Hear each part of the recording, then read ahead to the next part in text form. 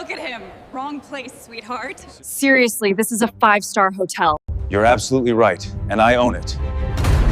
Bored guests mocked the wrong billionaire. The lobby of the Grand Ethelgard was a cathedral of excess. Beneath the glow of 1,000 crystal shards, Caspian stood alone. His attire was a stark contrast to the surroundings, a simple, pressed white shirt and dark trousers. He watched the elite of the city drift by like colorful fish in a gilded tank, his expression unreadable and calm. Near a cascading indoor waterfall, Rubina and Morgana watched him. Rubina smoothed the fabric of her vibrant designer gown, her eyes flashing with disdain. To her, the lobby was a private club, and the man in the white shirt was an unsightly blemish on the evening's perfection. Morgana leaned in, a sharp smile playing on her lips.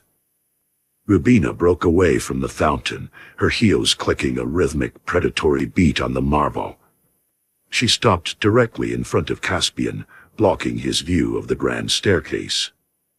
"I think you're lost," she said, her voice dripping with mock sympathy.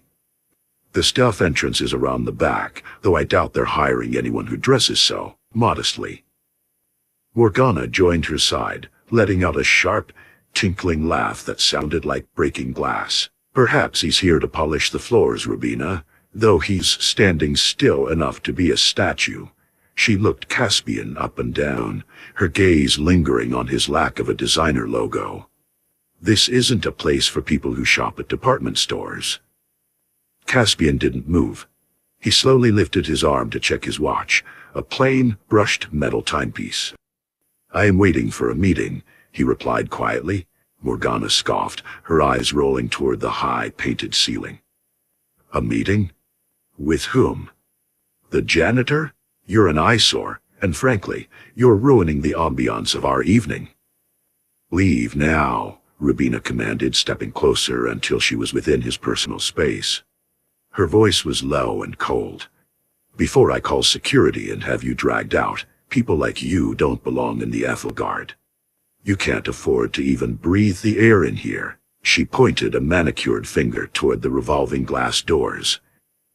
Before Caspian could respond, a man in a sharp, charcoal gray suit came sprinting across the lobby. It was Mr. Sterling, the hotel's general manager, his face pale and beaded with sweat. Rubina perked up, a triumphant smile crossing her face. "Mr. Sterling, thank goodness. Please, remove this intruder. He's been bothering us for several minutes." Mr. Sterling didn't even glance at Rubina. He skidded to a stop in front of Caspian and dropped into a bow so deep it looked painful. "Mr. Ethelgard. My humblest apologies, sir. The private elevator was being serviced, and I didn't realize you had arrived through the main entrance. Please, forgive my tardiness."